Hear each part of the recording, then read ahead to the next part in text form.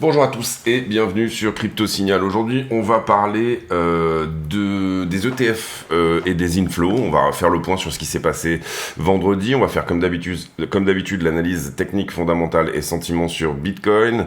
On va voir qu'il y a un point dur à passer à 70 dorénavant parce qu'il y a pas mal d'ordres au spot, en tout cas sur Binance. Et on va voir également qu'on est sur des all-time high de volume sur l'exchange Coinbase sur le spot. Donc du coup, ça va nous donner pas mal de data à voir, mais ça devrait être une vidéo assez rapide. Allez, intro.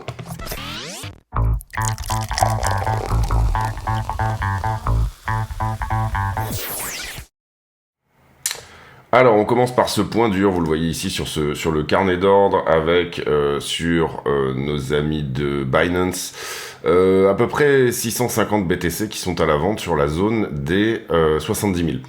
Est-ce que c'est du spoofing? Du spoofing, ça veut dire je mets un faux ordre et il disparaît quand on s'en approche. Pour moi, non, parce qu'on en est suffisamment près là pour que, eh bien, on n'y aille pas. Après, on va voir si l'ordre est automatisé ou pas, mais pour moi, non. Pour moi, il y aura vraiment un point dur à passer ici sur les 70 000, si jamais on y va, bien sûr. Mais voilà, je voulais commencer la vidéo par ça. Je voudrais également vous dire de ne pas hésiter à vous affilier sur les liens de la chaîne BitGet, Bybit, Qcoin, toutes ces choses-là, mais également potentiellement cliquer sur le bouton rejoindre en dessous de la vidéo et vous aurez une vidéo en plus tous les jours avec des analyses d'altcoin que je ne fais pas sur la chaîne publique bien sûr, donc du coup voilà, et également éventuellement nous rejoindre sur le Discord dont le lien est en description de la vidéo. Tous les bénéfices sont reversés à Mécénat Chirurgie Cardiaque. On arrive sur le BTC, on va le prendre ici en 1 heure. Pour l'instant, on tient cette petite traîne, là, vous la voyez, la jaune, en time frame 1 heure. Si on la perd, ça serait un petit peu une mauvaise chose, parce que ça voudrait dire probablement revenir à minima sur 66. Ce que je veux dire par là aussi, c'est que on a pas mal d'open interest en ce moment. Cette montée est un petit peu larvée, donc j'aurais tendance à dire de faire attention sur éventuellement cette fin de week-end. On va voir encore une fois si ça rejette sur 70 ou pas, mais personnellement mon scénario privilégié c'est qu'on va passer, mais il y a pas mal de choses qui nous disent ici qu'on va peut-être temporiser un petit peu, c'est ce qu'on va voir durant la vidéo. Voilà, en termes de structure pas grand chose, on est sur cette petite montée un petit peu larvée, soit ça explose en haut en termes de typiquement une sorte de parabole, enfin voilà, soit ça part en haut réellement, ça revient retester à nouveau le haut de cette accumulation qui est ici. 73 ici pour le moment, si jamais on y allait aujourd'hui par exemple, et bien et soit ça peut éventuellement rejeter sur la zone, on va le voir dans la liquidité où on est quand même pas mal chargé en longue. C'est ce qu'on verra éventuellement. J'ai le sentiment qu'il y a un petit retour de la volatilité en week-end.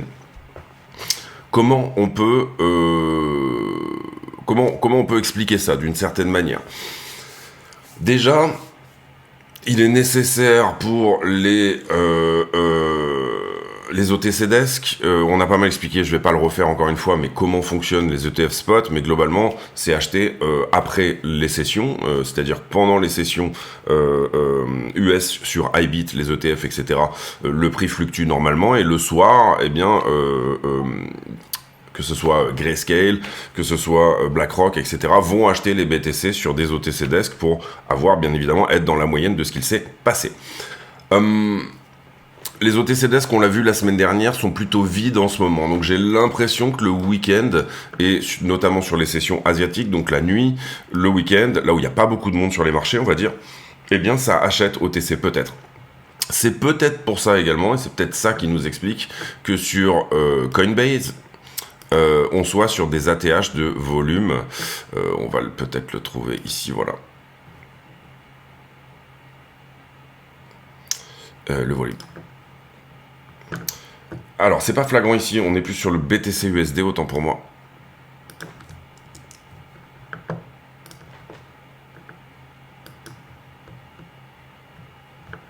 Et en daily.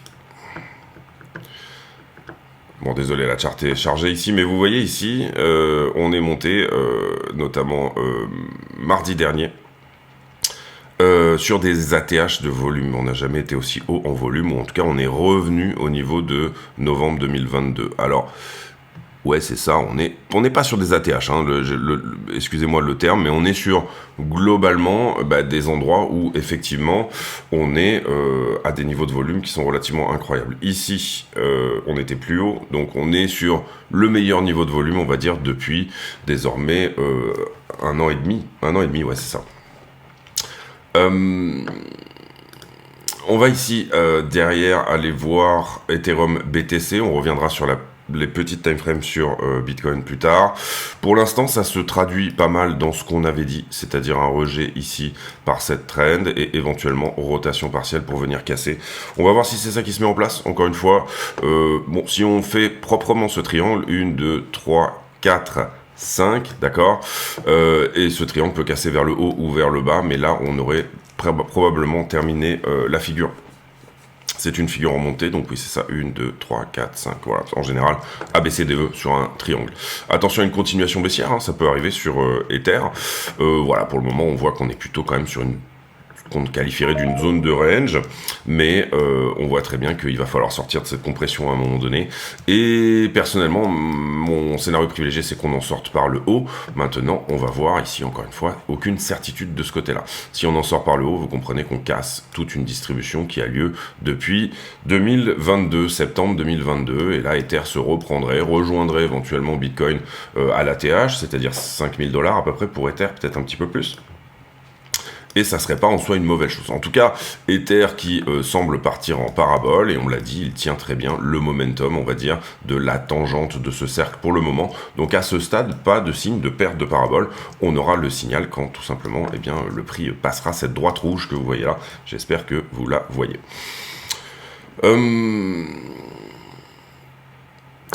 ATH pour Ether, oui, on l'a dit, ouais, c'est un petit peu moins de 5000. 4872 ici sur les perps.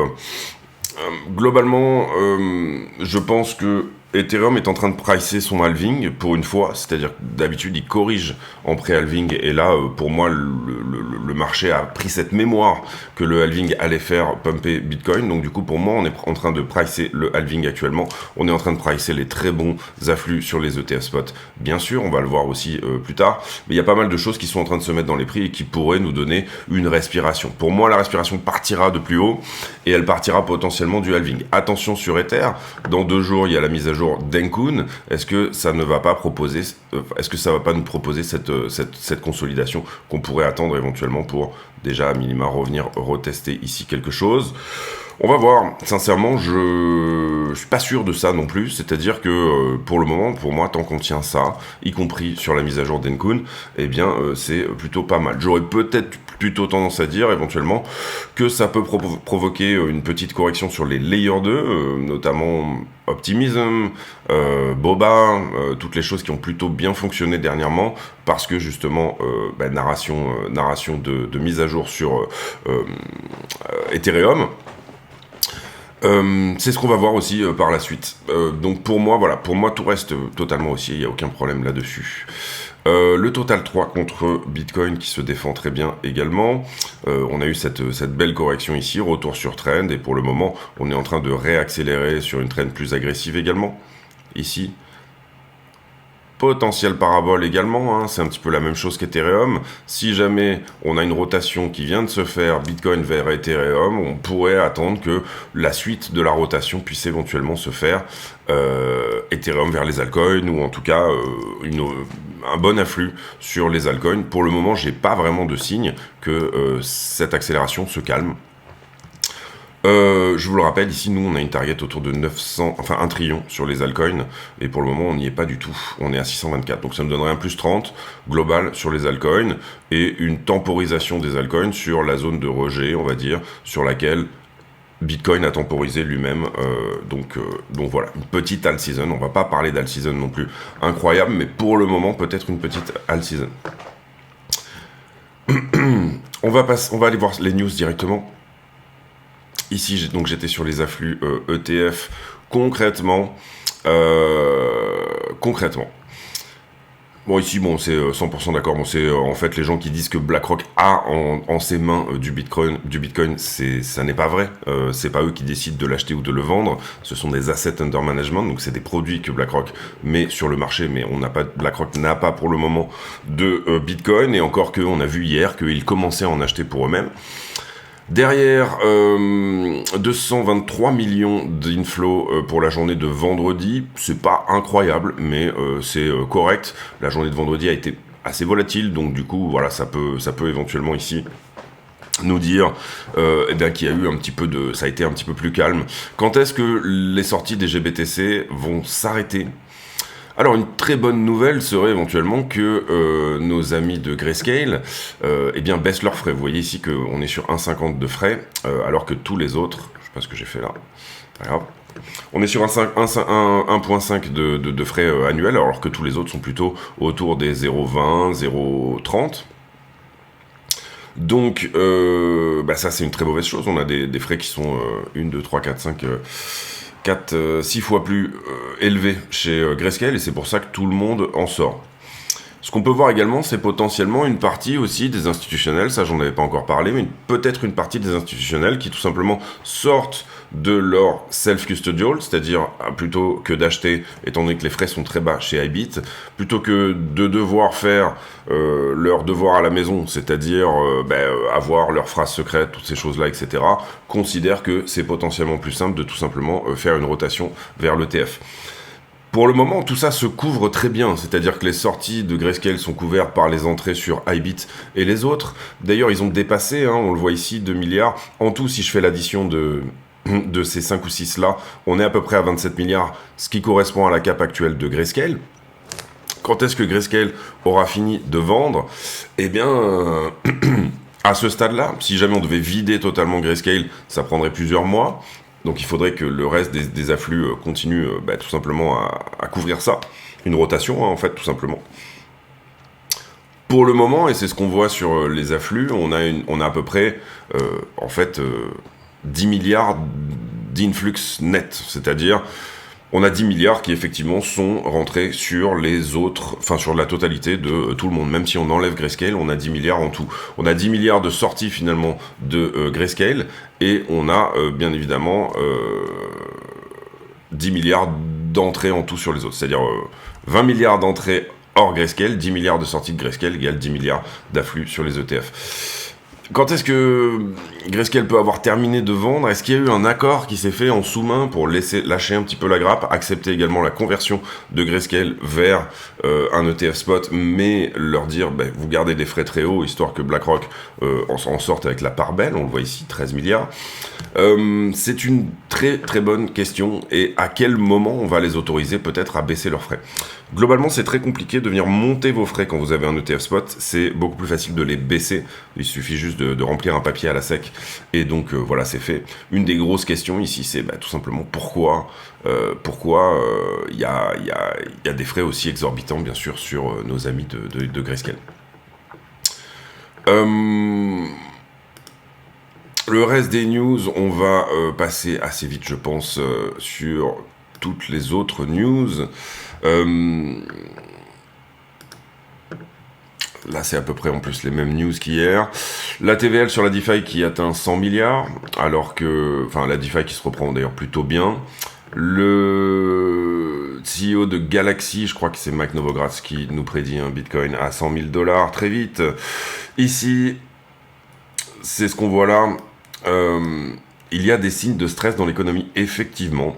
On l'a vu hier sur la vidéo sur le chômage, augmentation du chômage, avec des Américains qui cumulent plusieurs jobs, des taux de défaut sur les cartes de crédit qui sont assez hauts, etc. Ça fait un bon petit moment où on sent que l'économie américaine est au bord du précipice, entre guillemets. En tout cas, elle est sur il y a des très bons signes, mais depuis hier, j'aurais envie de dire, on a quand même des choses qui se mettent en place et qui nous disent attention.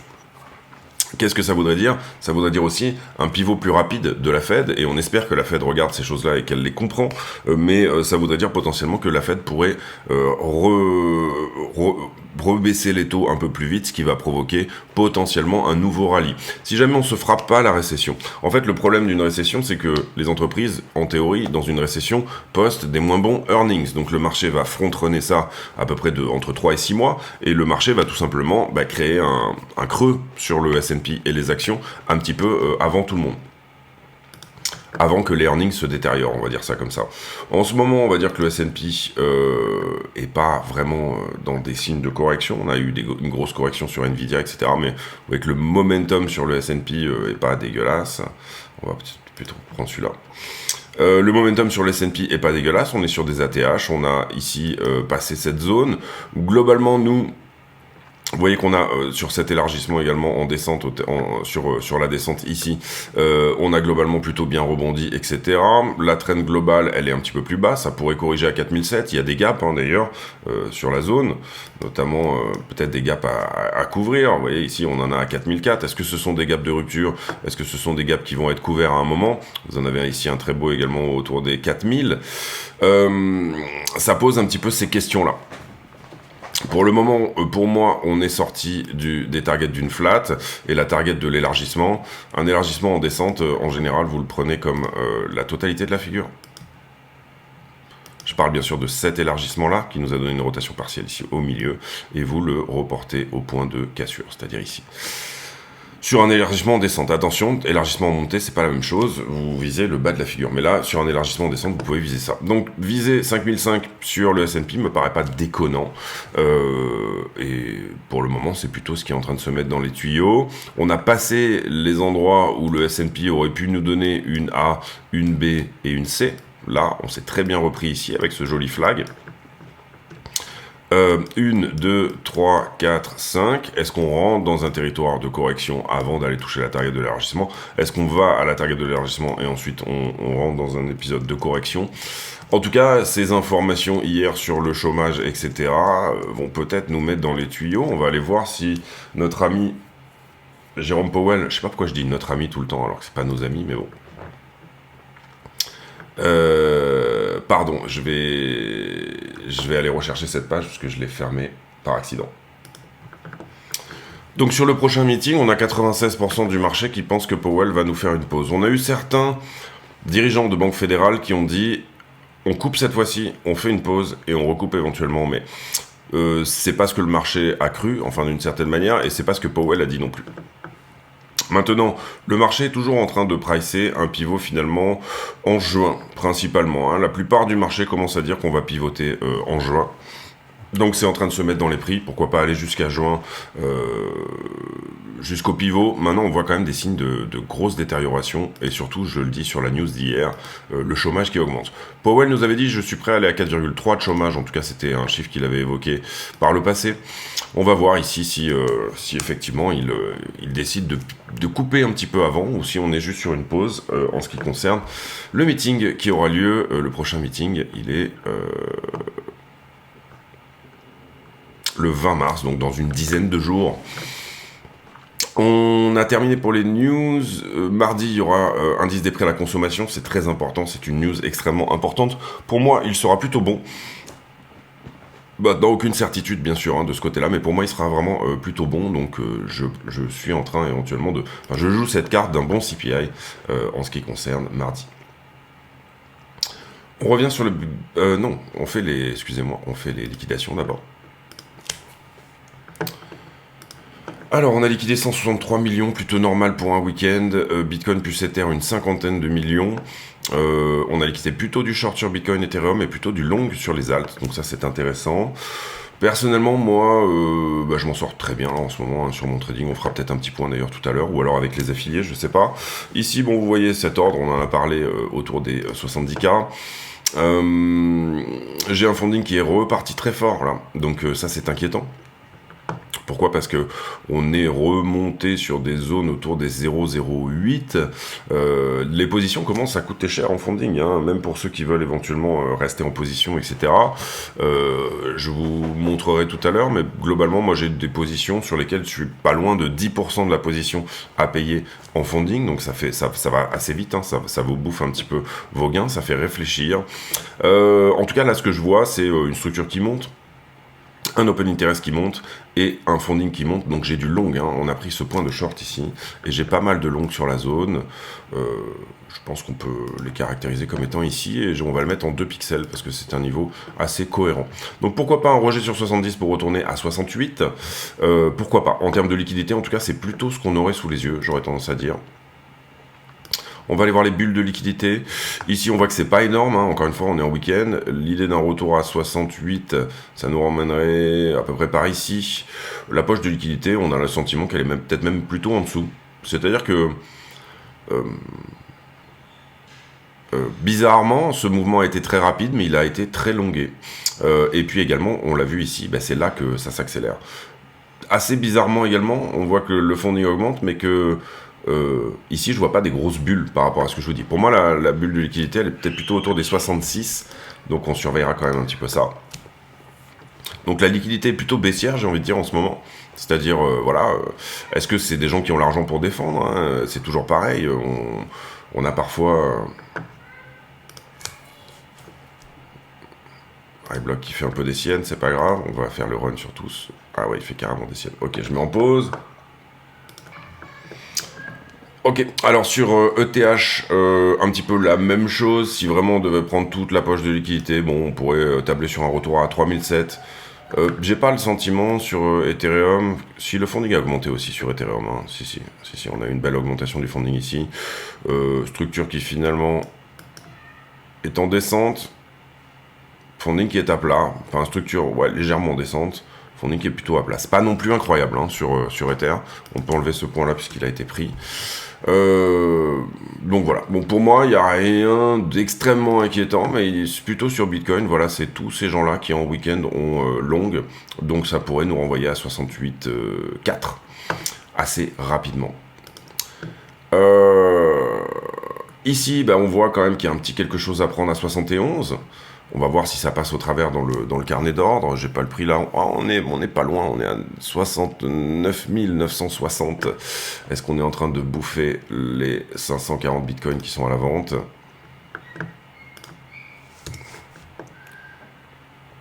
Sur Binance, j'ai l'impression que ça pousse pas autant. Non. Sur Binance, on n'y est pas encore. Sur Binance, on est à 861. Donc il va falloir croquer tout ça, hein. Ensuite, donc petite poche ici de liquidité au-dessus, en tout cas sur les perps, hein, sur Binance bien sûr. Est-ce que les perps vont pas nous donner un excès qui ne sera pas fait sur le spot? On va voir si c'est ça qui peut se passer, éventuellement des spreads qui augmentent, hein. En tout cas ce qu'on peut dire, j'ai l'impression, c'est que peu de monde est rentré ce week-end. Donc ce que je vous disais, cette augmentation du funding, est-ce qu'elle n'est pas sur des shorts qui se ravisent? On n'a pas vraiment squeezé du short, hein, là-dedans, on va regarder, mais... Si, un tout petit peu, mais de là à faire augmenter le funding, à le multiplier par 3, soit il y a très peu de monde sur le marché, c'est-à-dire qu'avec des toutes petites positions comme celle-ci, on multiplie le funding par 3, soit il y a un très très gros long qui est rentré, qui va soit falloir sortir, soit qui a l'argent pour défendre, donc du coup, c'est lui qui va aider à prendre le momentum pour passer éventuellement cette poche de liquidité. En tout cas, sur la One Week, on a plus de monde en bas qu'en haut, et désormais, si on regarde le funding, il est quand même plutôt conséquent. Sur Ether, un peu la même chose. On a vu que dans toute cette structure ici en descente, j'ai un funding qui latéralise à peu près. Ether peut pousser à 4100. Moi, je le vois bien faire une correction également, mais pour peut-être rester sur la trend sur laquelle il est actuellement. Donc, on va dire intraday, je serais plutôt baissier, et sur le long terme, je serais plutôt haussier. Enfin, le long terme, le moyen terme, on va dire sur la semaine, hein, voilà. Quand je parle de long terme, moi, c'est du court terme en fait, voilà. Les alts, on est sur des niveaux relativement longués, hein. Depuis qu'on a repassé, vous le voyez ici, on avait opacifié toute la chart, donc on avait reseté un petit peu le funding sur les alts. Vous voyez également que finalement le moins longué de tous, c'est BTC. Tout le monde, et vous le voyez, c'est ici, donc on est à 50-50 sur BTC en termes de ratio long-short, on va dire ça comme ça. C'est pas vraiment un ratio long-short, mais bon voilà. Si c'est un ratio long short puisque c'est le global account, tout à fait.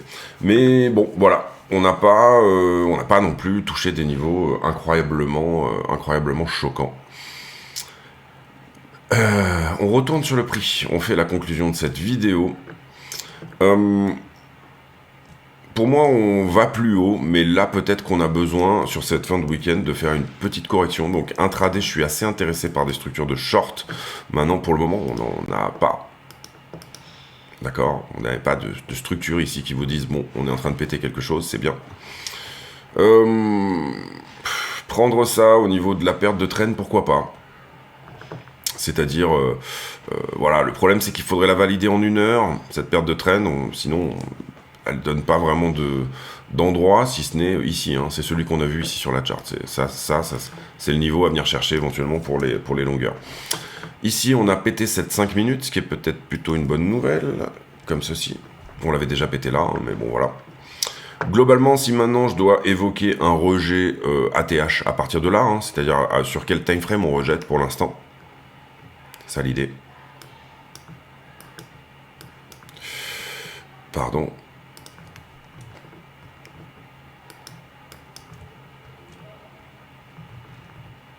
On n'est pas sur du 1 heure, on n'est pas sur du 4 probablement, non plus. On est sur un potentiel point de rejet en daily, c'est là, ouais.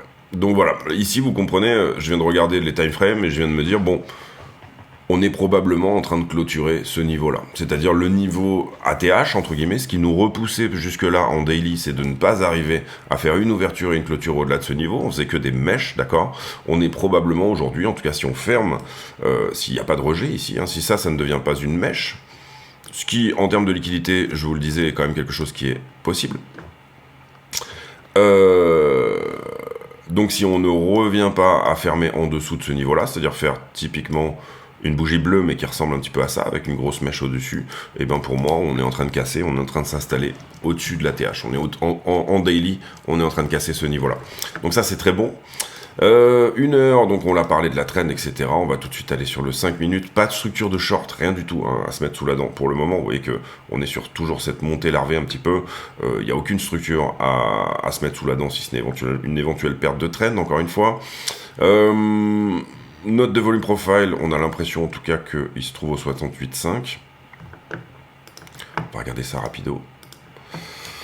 Non, il est ici, 67, et il y a un petit node en plus dans la montée qui est celle-ci.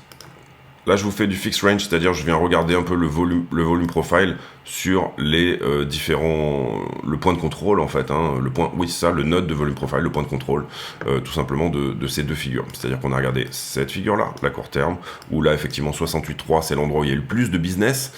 La question étant, si on revient sur ce niveau-là, c'est des niveaux de retest qui sont intéressants. Et la deuxième question ici, c'est sur toute la figure, toute la montée, la figure plus importante ici. Vous le voyez qu'on a un volume profile qui se trouve à peu près par ici, au 66 800. Je ne serais pas étonné qu'on aille les voir aujourd'hui. Maintenant, si on arrive à passer aujourd'hui les 500 bitcoins à la vente sur Binance, toutes ces choses-là, etc., je dis pourquoi pas. Pourquoi pas se tenir au-dessus et valider finalement une marge supplémentaire. Maintenant, attention, je dis qu'il y a aussi pas mal de monde en longue. Ce qu'on a vu également, et ce depuis un certain moment, c'est que le sentiment est relativement dégradé. C'est-à-dire qu'à chaque fois qu'on passe une marche, on a des longs qui prennent profit. Et ça, c'est bon, c'est une bonne chose. C'est-à-dire que le train, à chaque fois que... Parce qu'il y a deux manières de faire vendre quelqu'un. Soit vous le mettez sous l'eau, et là, du coup, il dit, bon, ok, je coupe ma position.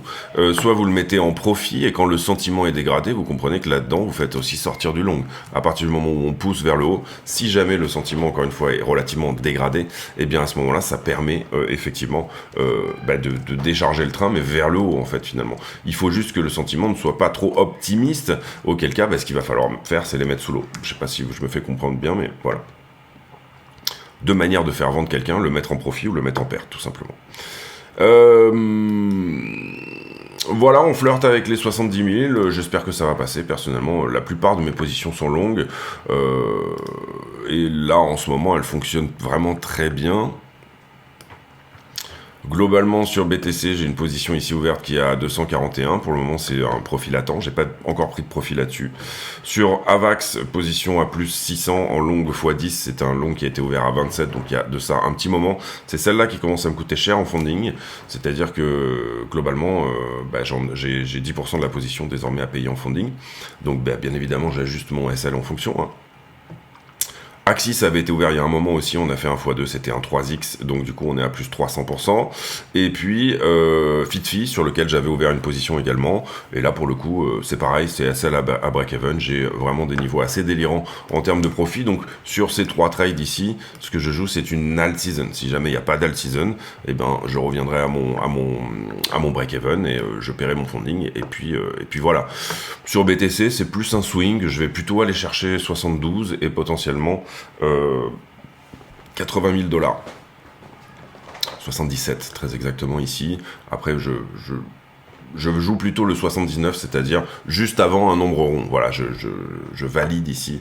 Je fais attention au big round fat number, qui est en fait le fait de dire vous avez un très gros chiffre rond, donc psychologiquement c'est un endroit où vous vendez. Personnellement je serais plutôt vendeur ici autour des 79. Écoutez, donc là c'est un swing, il se met en place, on va le laisser respirer. Si jamais ça traverse, pour le moment on est quelque part autour de BE, ou en tout cas j'ai remonté mon SL assez fortement, donc voilà, ça serait relativement indolore hein, pour moi. Peut-être intraday, prendre un petit short sur cette zone là, mais pour le moment aucune structure, que ça soit sur le 5 minutes, même le 1 minute, j'ai vraiment pas de structure pour le moment. Vous voyez que ça plafonne un petit peu là, peut-être que ça va se réveiller, que ça va se mettre en place. Mais pour le moment, j'ai vraiment pas grand-chose à me mettre sous la dent en termes de structure. N'hésitez pas à aller voir le prix bouger dans des toutes petites TF. C'est exactement le même. Je le dis souvent, hein, je le dis surtout aux affiliés, mais parce que ça va vous aider. Ça va vous aider tout simplement à, plutôt que de jouer, on va dire, 3 trades par an, là vous allez jouer 3 trades par jour, même si vous faites du paper trading, hein, c'est pas la question. Mais l'idée ici, c'est n'hésitez pas, bien évidemment, à vous à venir sur du 1 minute, etc. Ça peut paraître ridicule pour certains. Voilà, pour moi, c'est fondamental. C'est vraiment fondamental. Chaque retournement de prix partira. Alors, le 1 minute, il y a beaucoup de bruit. Hein. Là, on est vraiment sur de la toute petite, mais sur quelque chose en 5 minutes. Voilà. Pour moi, si vous ne monitorez pas le 5 minutes, vous n'aurez jamais des bons points d'entrée pour des trades daily, 4 heures, ce que vous voulez, etc. Je vous laisse là-dessus, j'espère que cette vidéo vous a plu. La question du jour, elle va être autour d'une discussion que j'ai eue hier avec quelqu'un que j'aime beaucoup. Et on a souvent des discussions un peu philosophiques. Et la question du jour, ça sera, quel est, dans la vie, est-ce que vous avez un héros, quelqu'un qui vraiment vous inspire, etc. C'est une question que je trouve intéressante parce que en ce moment j'ai l'impression que les héros sont plus de l'ordre de la science-fiction ou alors de l'influenceur. En tout cas en ce qui concerne nos enfants. Bon, mon homme, moi il a 6 ans, mais si je lui demande c'est qui ton héros, je sais pas s'il va me dire Paw Patrol ou le T-Rex machin. Mais d'une certaine manière, je trouve que c'est une question intéressante au sens où, par avant, et parce que c'est, je crois, aujourd'hui l'anniversaire de Yuri Gagarin, si je me trompe pas. Par avant, les héros, c'était finalement des cosmonautes, c'était Lindbergh, c'était... alors, je vais pas faire le vieux et dire que c'était mieux avant, mais je me pose la question de savoir est-ce qu'on n'aurait pas besoin de rendre une dimension héroïque à certaines personnes, ou en tout cas, redonner des héros qui existent vraiment à nos enfants, parce que ça leur donne de l'ambition. Question philosophique s'il en est, mais est-ce que vous avez un héros, quelqu'un qui vous inspire ? Je vous dirai en commentaire quel est le mien. Et puis voilà, on se retrouve dans les commentaires pour discuter de tout ça. J'espère que cette vidéo vous a plu. Désolé, c'était un petit peu chaotique. C'est difficile en ce moment. Je suis un petit peu malade, donc c'est un peu compliqué. Et voilà. Mais bon, j'espère que c'était quand même cohérent, etc.